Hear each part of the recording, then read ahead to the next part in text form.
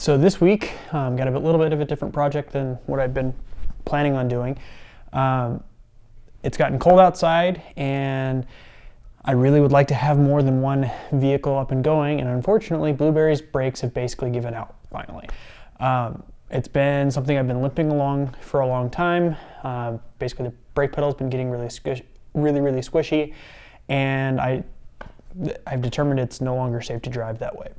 I've had the parts sitting in my office for a while, haven't gotten around to doing it, finally decided that I should probably do it now.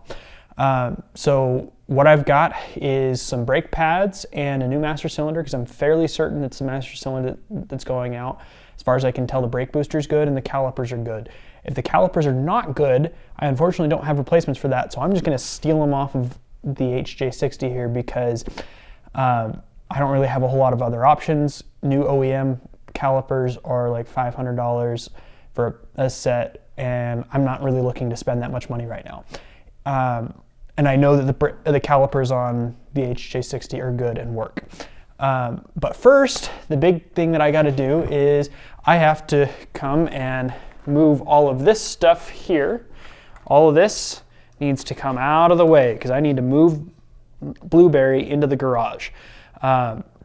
So that's going to be a bit of a mess, because I do need to have all of that stuff not on the floor.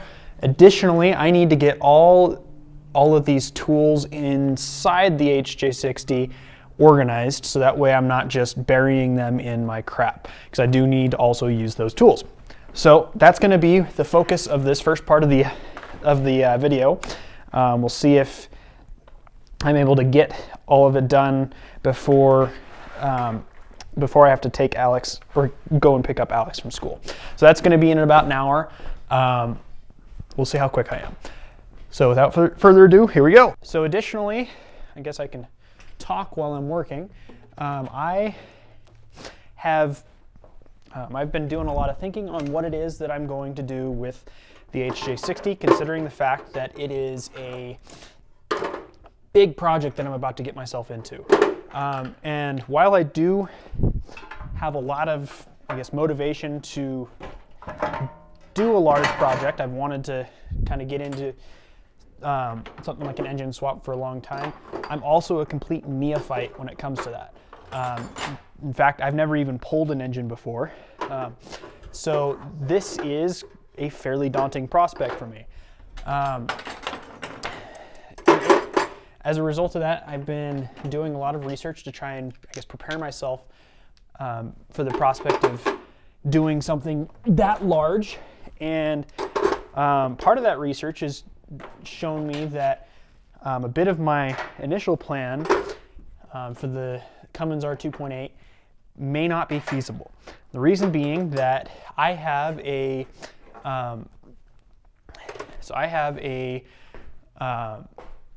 diesel engine and transmission in the HJ60 here, and unfortunately, while that might seem, at least on the surface level, as something that would make things less complicated, that actually adds complication to my whole build. Simple reason being that all of the adapter parts and kits that are out there for 60 series Land Cruisers to an R2.8 diesel, they're all designed for the FJ60, as in the gas motors. Unfortunately, the bell housing for the transmission, basically the part that connects the engine to the transmission, for those of you who aren't familiar, on the diesel and the gas engines are different. The actual input shaft diameter, things like that on the actual transmission itself, those are the same size, those are the same diameter, which means that you can use a diesel transmission with a gas bell housing. However, if you don't have the gas bell housing, then the transmission will not bolt up to, a diesel transmission will not bolt up to a gas motor. Basically, the gas bell housing and diesel bell housing are quite a bit different. They have different bolt patterns, they're different shapes, all of those things. So that is a pretty significant problem for my build. I need to have a way to mount or mate the Cummins R2.8 to the an H55F transmission that I've got in my Land Cruiser. I'm not finding a whole lot of good solutions for that won't require essentially me purchasing a new bell housing and all the clutch parts that are associated with that. That is not ideal. I really do not want to have to go through the cost that's involved in making that or in changing that over. But more so than that, I don't want to go through all the modification that's going to be required to switch from the gas transmission bell housing to the diesel, or I guess vice versa. So the diesel bell housing and clutch parts to the gas version. That's just a lot of excess work that I'm not particularly interested in doing. And it's not necessarily because I'm lazy, it's just that I'm already unfamiliar with so much of the project as it is. I don't want to add an additional unknown factor that will potentially halt the entire project. So what I'm at this point considering is two different options. Primarily, I'm considering just doing my best to rebuild the current engine and get it functioning. There's some attractive reasons for that. A big one being it's going to reduce my overall expenses by quite a bit. The engine I've already got in the Land Cruiser I think is good. If I can figure out how to get rid of the coolant leak on the side of the engine from my previous repair of swapping the oil cooler, I should be able to get the thing running and driving. So potentially it could just be as much as reseating a gasket, which would be relatively simple. So that obviously is a very attractive option, assuming it's as simple as that. It could be a lot more expensive and require a full-on tear down and rebuild of the engine, which would be very difficult given not a lot of companies or not a lot of machine shops know how to work with Toyota diesels at all because they weren't here in the US or sold in the US. An other option that, again, is pretty attractive is finding a Toyota 12HT in good condition, which, just as a reminder, the 12HT is basically the same engine as the 2H that I've got, so it's an inline 6 4-liter diesel engine. The differences, however, are fairly significant in that it is a direct injection turbocharged diesel as opposed to the indirect injected naturally aspirated diesel that is the 2H. And again, that is a very attractive option because one of the biggest issues with the 2H, one of the biggest complaints with the 2H that is that it lacks power. It's a very anemic engine is how many people would describe it, because of the fact that it's indirect injected and naturally aspirated. Now, the biggest issue I'm going to run into with that particular option is the fact that 12HTs are not particularly common engines. Even overseas, they were not ever super commonly found or installed.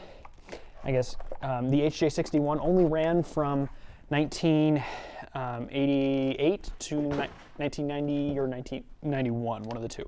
I'll have to look that up. The issue with that being is it's only a 3-year motor, or 4-year at most. So that means that they weren't particularly They weren't particularly common, and as a result, they're pretty difficult to find. Even more so, they're difficult to find in good condition, which is a requirement for me because I'm going to do all the work of replacing the engine, putting a whole new drivetrain in the Land Cruiser here. I need it to work. I need it to be reliable. That's kind of a non-negotiable thing for me. I'm not really willing to do all of that, go through all that effort just for the engine to blow up on me. So that's, I guess, kind of the big thing I'm looking at trying to fix right now. Another thing that we're going to be working on, or hopefully working on, is I am hopefully have figured out the issues that I've been having with the oh, don't tell me. I'm having issues with pretty much all of my cameras, it looks like. One of the issues I've been running into is massive recording issues. I have a GoPro Hero Black, or Hero 8 Black, I think is what the model number and name and all that is for the GoPro that I've been using. And an issue I've been running into with it pretty commonly is that it will claim it's recording. It will show that it's recording both on the app and on the actual camera itself. I will then hit stop record. It will act like it's saving, and then I go to actually download those files from the camera and find that they're not there. Most recently, we had a nice snow day, and that was a lot of fun for the kids to go out and play. And I had put the GoPro on my son Alex's head using a head mount, so that way you could get, or so that way we could get some point of view video from that, because it's always very cute for the family to see that. Tried that, and it only got the first 2 minutes. So we're going to see how that goes today with the GoPro. If the GoPro doesn't actually do what it's supposed to do, I've tried a couple troubleshooting options for it. If it doesn't work, I may be done with GoPro. Unfortunately, I'm not the only person who's had similar issues. They're somewhat known for not wanting to save the video for whatever reason. Apparently, it's specifically with SanDisk SD cards or micro SD cards that they have this issue most commonly with. But the annoying thing and the kind of the puzzling thing about that is GoPro will bundle specifically SanDisk cards with the GoPros. So you would think that a card that has been bundled with the GoPro and sold by GoPro directly, you'd think that it would work well. But for whatever reason, SanDisks are the ones that have the most common issues with that. And they recommend using, I think it's a Samsung Evo card, if I remember correctly. And I've got one. It's only a 32 gigabyte, and it's what's currently in my GoPro. So we'll see if that does the job.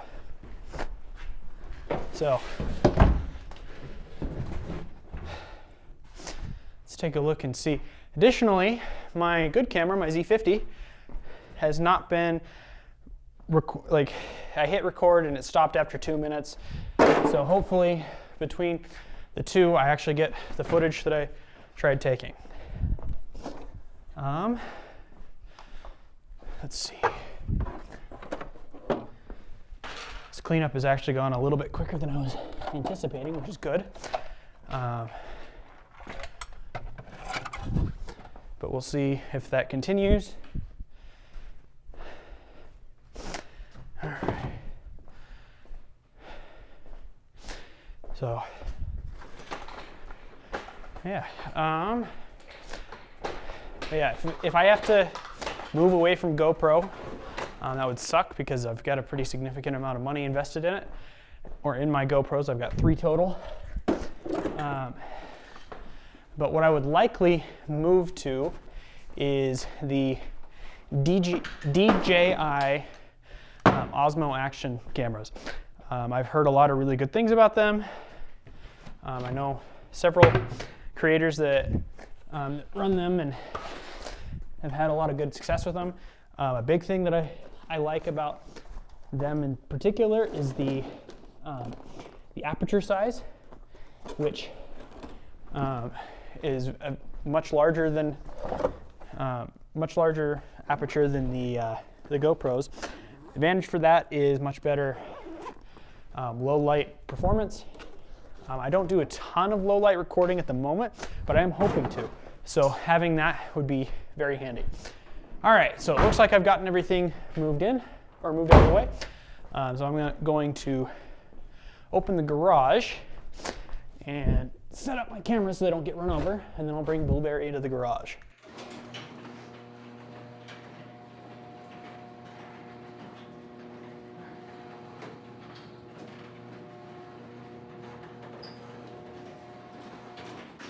Fun fact, it's warmer outside than in my garage, so that's all sorts of good fun.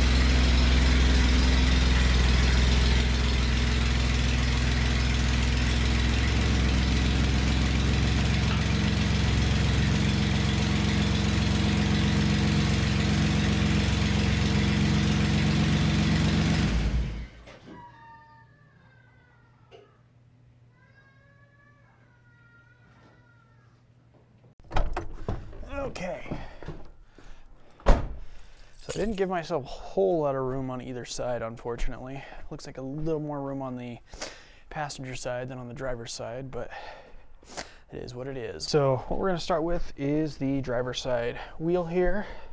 Probably better grab my tools. They're going to be handy. So first thing I got to do is take off the wheel. All right.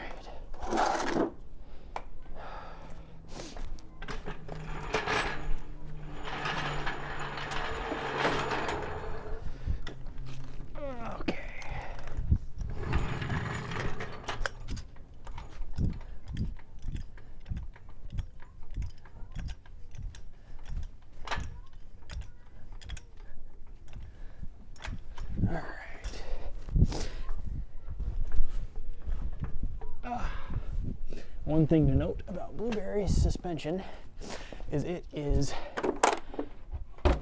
haggard, to put it lightly. All right, right on the money. It's had, as far as I can tell, it's the factory suspension, and it's got 310,000 miles on it. So it's had some wear and tear.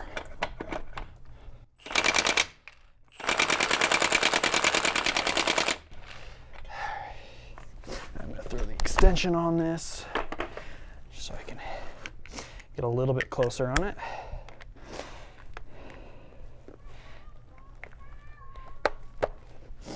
All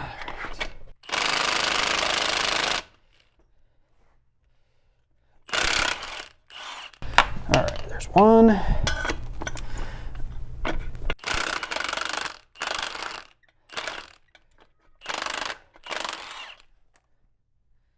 Cross-threaded? No, I don't think so. Still. There's 3.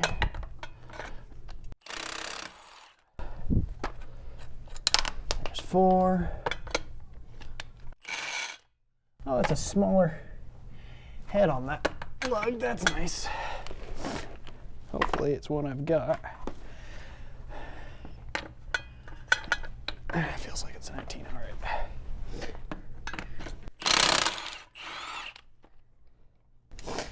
Is that like I have to wonder if that's the equivalent of a poor man's lock nut. Just chucking a different sized head lug nut on it. All right, there's all 6. So I should be able to pull this bad boy off. Let's move that here.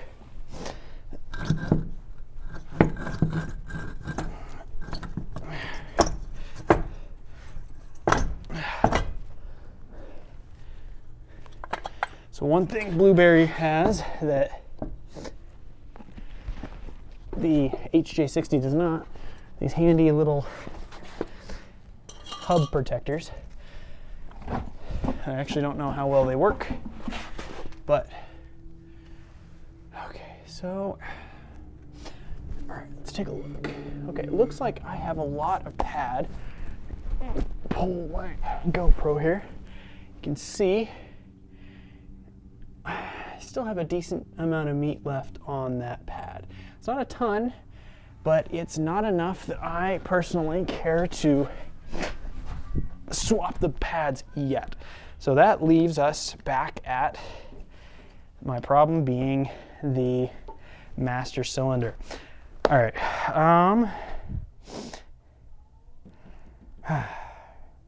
And the rotor, while rusty on the outside, the surface is still pretty clean. All right, so if it's master cylinder, I guess let's get into it. I really don't want to strip that out any more than it already is because it looks like they're a little bit rounded off already.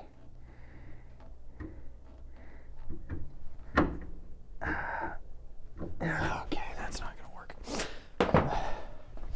I might have to vice grip these off because of how rounded they are. The annoying thing is, according to the factory service manual, I think they're only supposed to be tightened to about 11 pounds. So theoretically, shouldn't be so tight. Okay, it's not that tight. Okay. Yeah, the vice grip got it off. All right.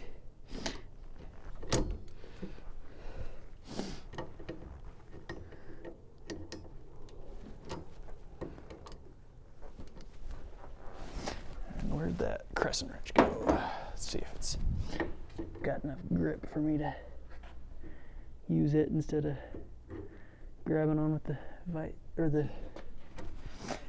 grip. It looks like it does for these. So what I got to do right now, I'm not sure if the camera can see or not, is I'm pulling the brake lines off. All right. I got to pull the, here, let's move this, see if it's got a better view. That is one of the reasons why I like these little action cams, whether it's a GoPro or otherwise, is you get a lot closer view of what's going on. So let's see.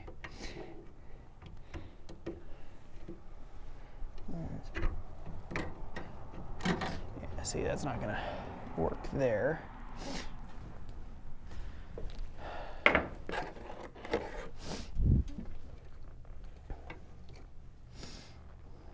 Where'd my vice grips go? There they are. All right.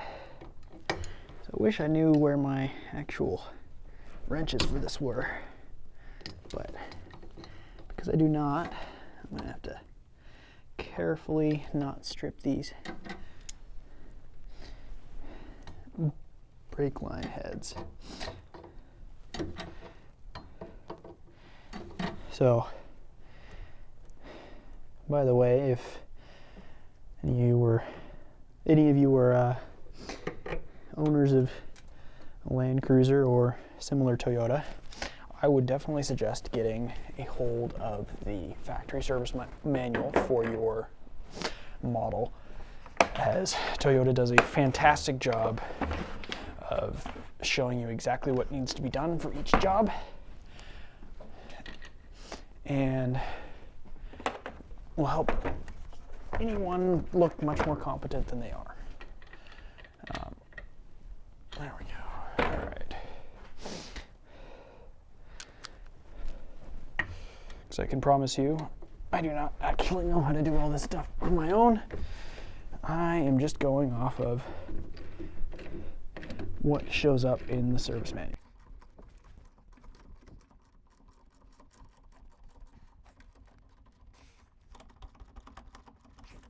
Based off the feel of these nuts, probably could have used some penetrating fluid like PB Blaster or something like that before I got on this, but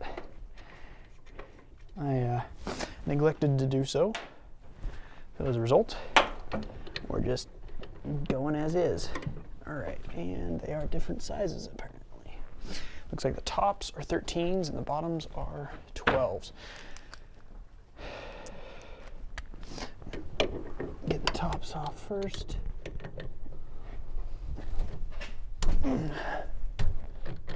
That's not working. Is it just the one that's a 12?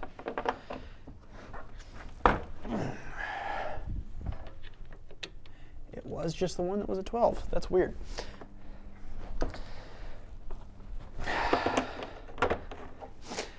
So that tells me potentially someone has replaced this master cylinder at some point in its life. Which is, again, not super surprising because 310,000 miles. But still, it's a little weird that they would use different size nut there.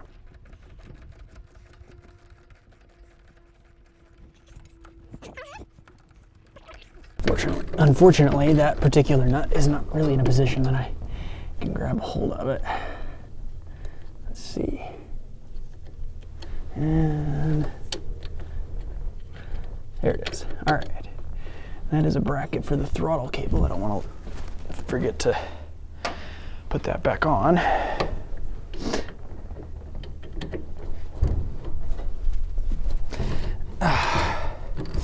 Also, being very careful not to overpower these, because if I do, I could smack my knuckles straight into the intake, which would not be a fun experience. I have done similar before and it does not feel good.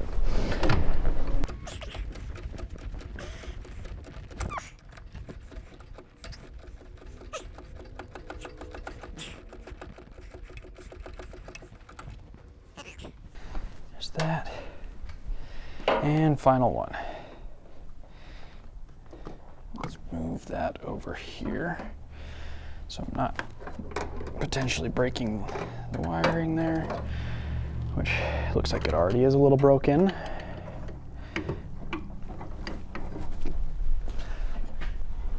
Oh dear. This one's on tight.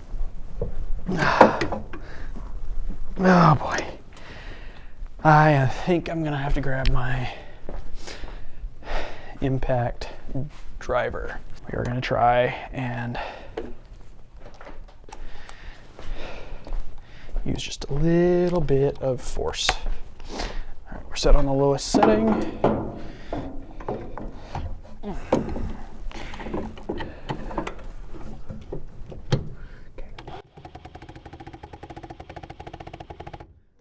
right, we need a little bit more oomph than that. That is not moving.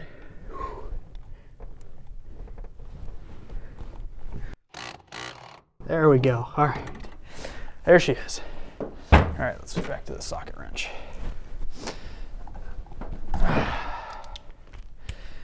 The goal, again, is not to break anything, just get it off. All right, so there's all of my nuts. All right, so pull master cylinder off. All right.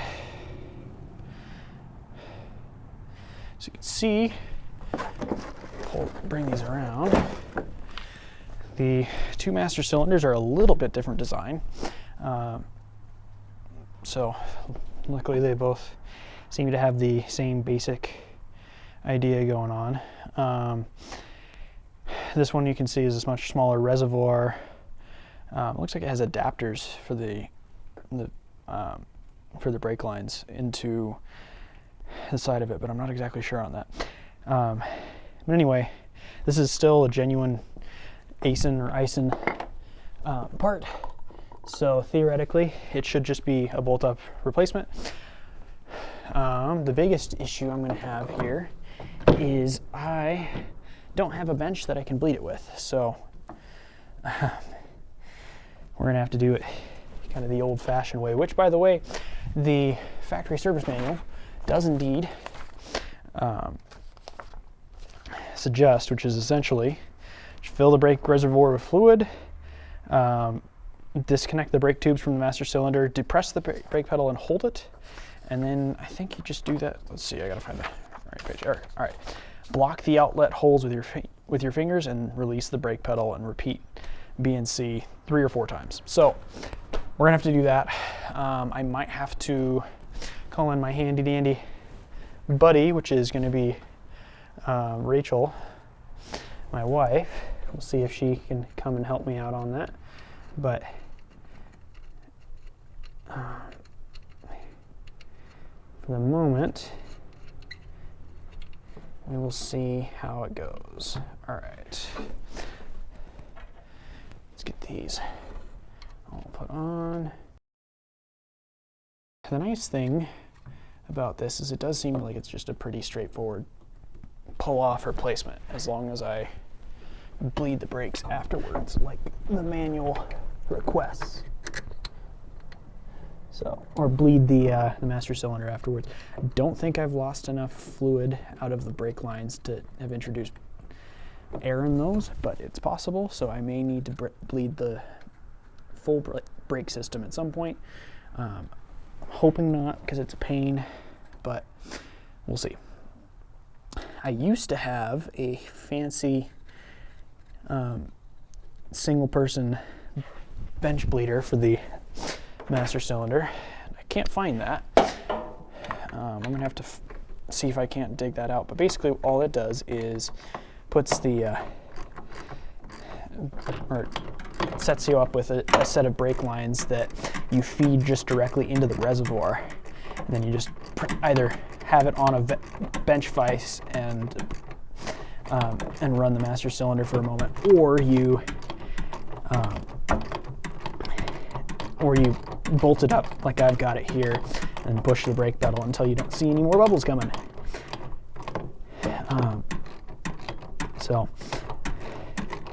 But that is a killer for basically any brake system that a lot of people forget, is the bleeding part, and it can be why, if you have just installed a brand new brake system or parts of the system, it can be why it's not working right. They have to have no air in the system. It's the thing to remember is that hydraulic fluid is essentially non-compressible, which is the whole point. So when you're putting pressure in the master cylinder, it is then pushing that pressure throughout the system. Air is very compressible. So if you have air in your system, in your brake system specifically, you will not build any pressure whatsoever, and that is not a good thing. Since, like I said, the whole point of the system is to run hydraulic pressure through it.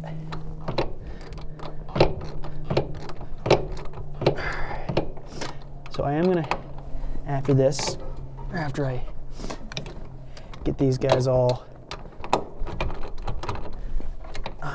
tightened down with the socket wrench, I am just gonna do one little tap essentially on the impact driver, just so I can make sure it's completely tight up against the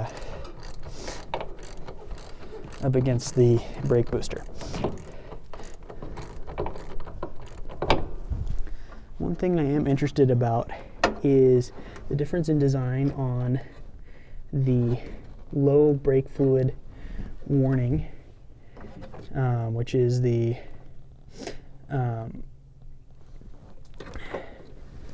which on the new master cylinder looks like it bolts onto the side or plugs into the side, but on the old one it went into the cap. I'm not exactly sure how I would replicate that on this, because I think, I'm not 100% positive, but it looks almost like the two different plugs for the harness are different, which isn't the end of the world. It just means I'm gonna have to pay more attention to the brake fluid, but that's something that I'm pretty anal about anyway, just because I don't like brakes going out. Very early on, after I bought Lemon Lime, it was actually the first and basically only time I've taken off-roading. We were coming back from the trails, and basically the first stop sign going onto the main road, I pushed the pedal and there was no brakes whatsoever.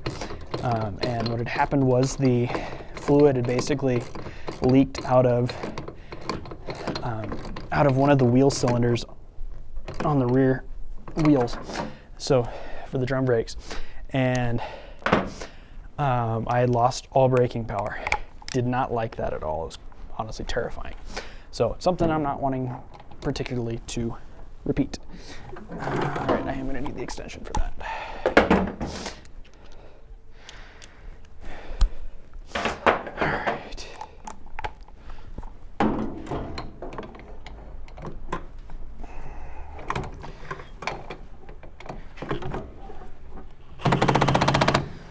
That's not going to give me the info.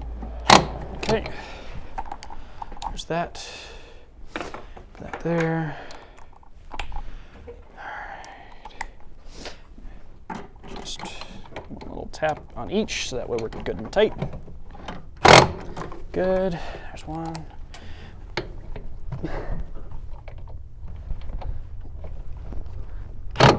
Two. It'd be great if the socket didn't keep getting left behind. And three. All right. All right, so now I need to get a funnel and put some brake fluid in it.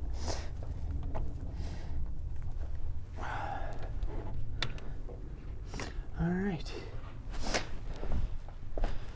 All right.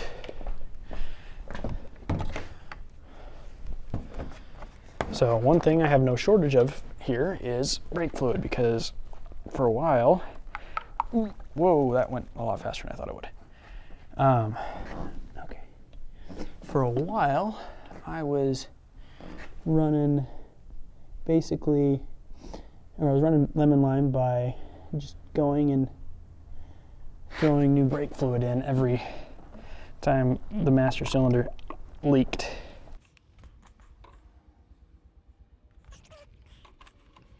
I'm making a mess is what I'm doing. All right.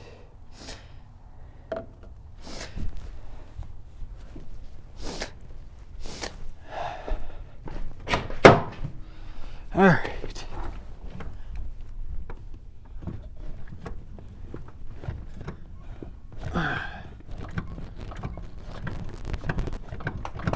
I'm definitely not getting any pedal action, if at all. That tells me that that is not quite plunging.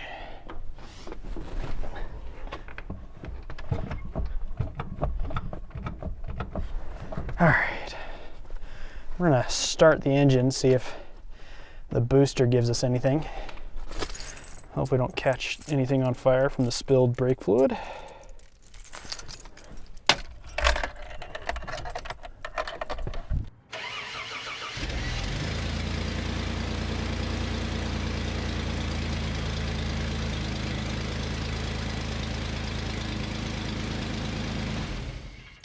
We're gonna gimmick this around a little bit. Roll my window down.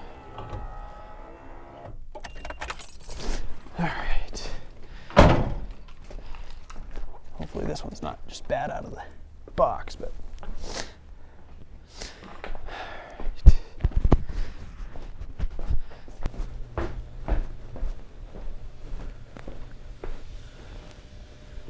Okay, that's the neighbors.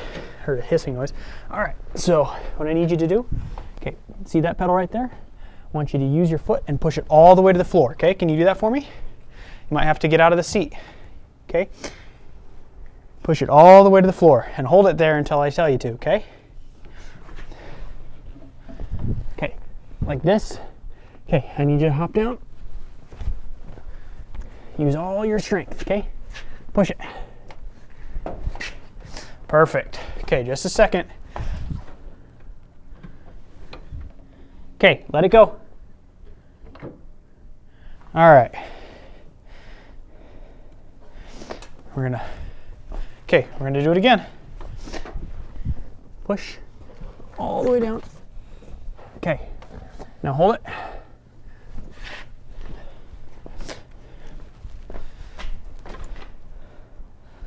Okay, let it go. All right, do that a couple more times. Okay, push it.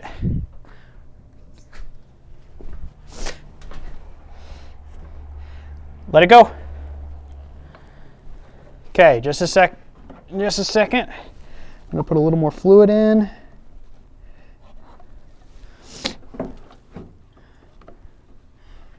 Get us up above minimum.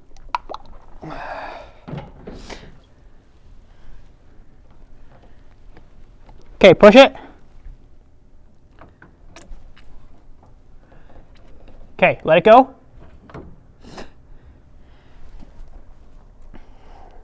Push it one more time. Okay, let it go. All right. Let's see if that worked.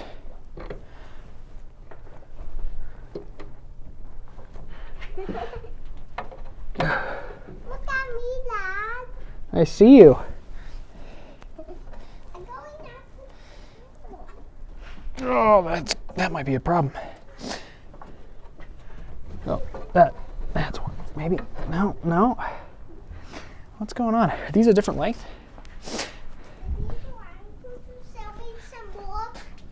It does still need some work. Okay, that's going to be a problem. These master cylinders are a different length. Oh boy.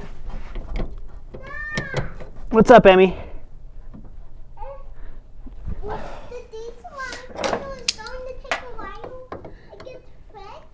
That's right, unfortunately.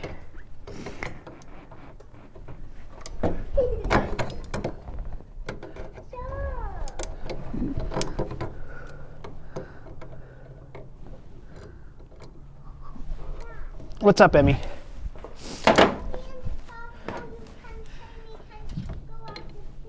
I think you can go out now. How about you go get your shoes and a coat so that way we can go pick up Alex soon. Okay? What do you think? Open up the door and Good job, Emmy.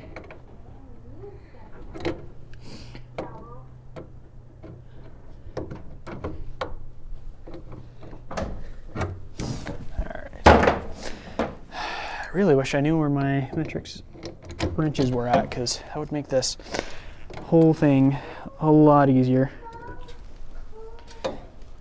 Yeah.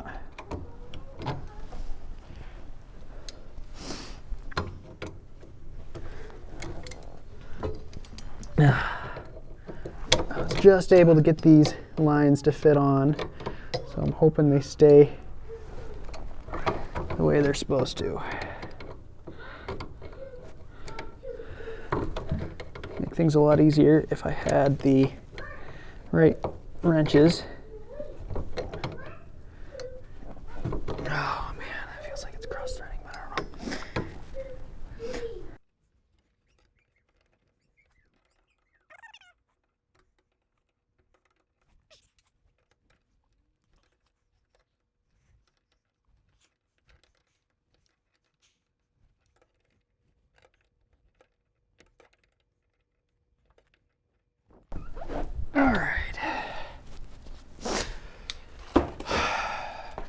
Now for the money question is, how does the pedal feel now? Oh, that is so much better. Holy cow. All right, I think we might have been successful. Let's top off the fluid.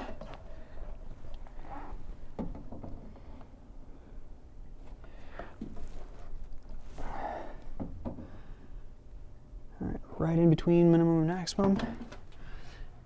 All right, we're gonna throw the fluid in the back here. So that way I've just got it on hand. Bolt up my bolt up my wheel again.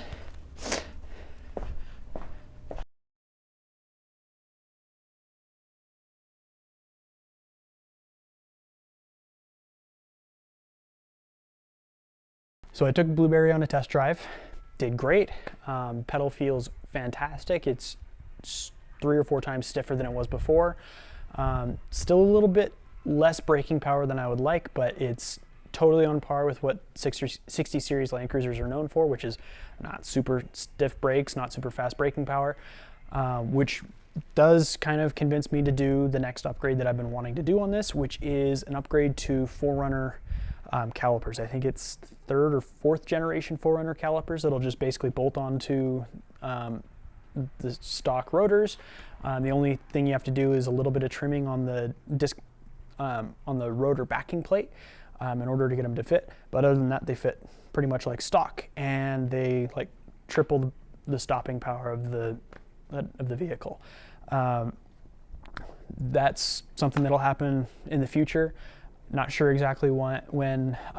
Most likely it'll be sometime around when I get around to doing an LS swap on Blueberry, which probably 2 years out at this point. My biggest thing right now is that it stops the way it should, which is perfect. Especially since I'm only running 31-inch tires.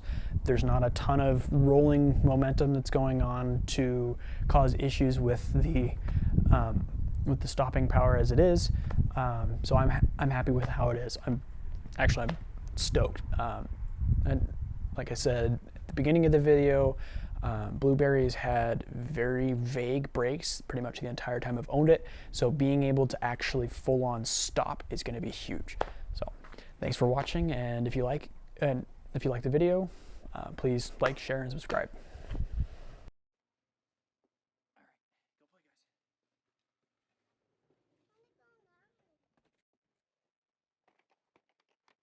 I found the dump truck.